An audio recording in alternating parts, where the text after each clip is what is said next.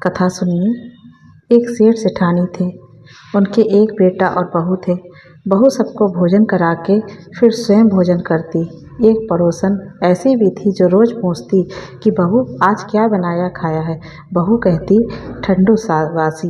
एक दिन उसके पति ने ऐसा सुनकर विचार किया कि आज तो पकवान बनाए जाएं, फिर देखें कि मेरी पत्नी क्या कहती है। उसने तरह तरह के पकवान बनवाए और घर के सभी लोगों ने एक साथ बैठकर भोजन किया। आज भी पड़ोसन ने पूछा तो बहू ने कहा ठंडो बासी। सेठ के लड़के ने सोचा हो ना हो कोई बात अवश्य है जिससे कि मेरी पत्नी ऐसा कहती है। उसने पत्नी से पूछा तुम रोज़ ठंडो बासी खाया ऐसा क्यों कहती हो, जबकि अपन सबने एक साथ बैठकर कई तरह के पकवान बनाए खाए हैं। उसकी पत्नी बोली अपन जो खा रहे हैं वह बाप बूढ़ों की कमाई है। जिस दिन आप कमा कर लाओगे उस दिन मैं समझूंगी कि ताज़ा भोजन कर रही हैं। अब एक दिन लड़के ने माँ से कहा मैं एक बड़े शहर में कमाई करने जा रहा हूँ। माँ बोली बेटा अपने पास इतना धन है कि खाया नहीं खुटेगा।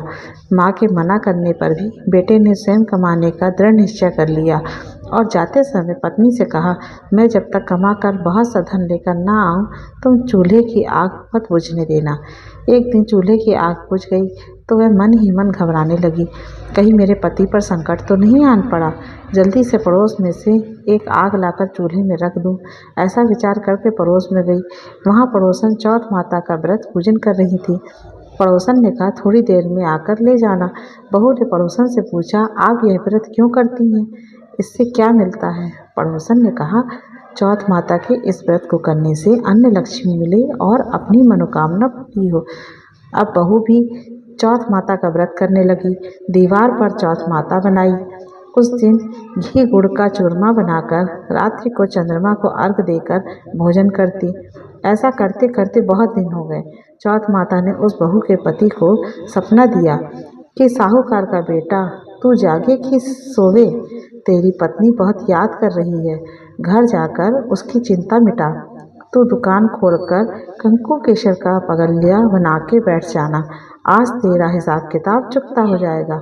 अब तो चौथ माता ने जैसा कहा था वैसा ही हुआ। उसने घर जाने की तैयारी की और गाड़ी भर के धन दौलत लेकर चल दिया।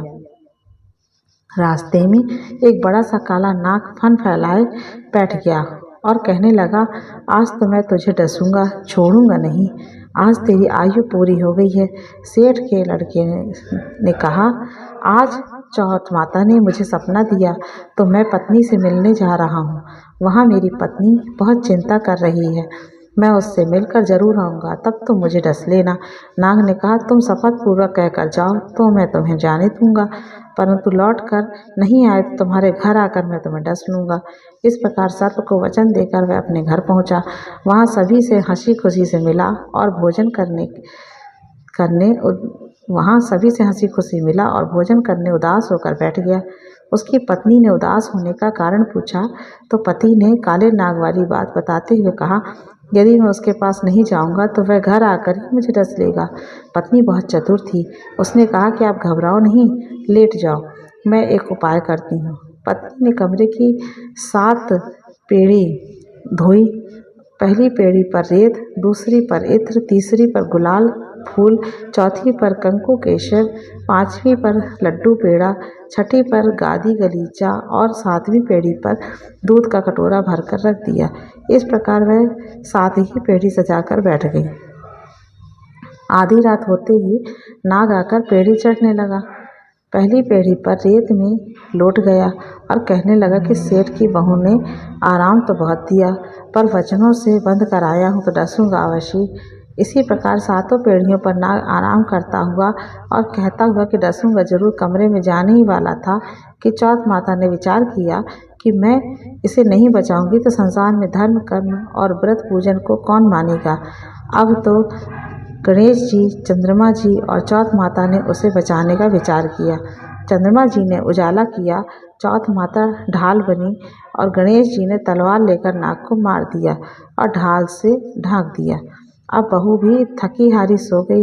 दिन उगा तो लोग बेटे से मिलने आए, परंतु बेटा बहू तो उठे ही नहीं थे। बहुत देर हो गई तो माँ उन्हें उठाने गई। माँ ने सातों पीढ़ियों पर जो कुछ देखा तो बहुत घबराई और बेटा बहू को आवाज़ लगाई। बेटा बहू उठे तो देखा कि एक ढाल तलवार वहाँ पड़ी है। अब ढाल उठाई तो वही काला नाग मरा हुआ पड़ा था। बेटा बहू ने सोचा कि आज तो धर्म कर्म ही आड़े आए, जो भगवान गणेश जी और चौथ माता ने अपनी रक्षा की है। हे चौथ माता, आपने जैसी इस सेठ के बेटे बहू की रक्षा की, वैसे सबकी रक्षा कीजिए। बोलो चौथ माता की जय।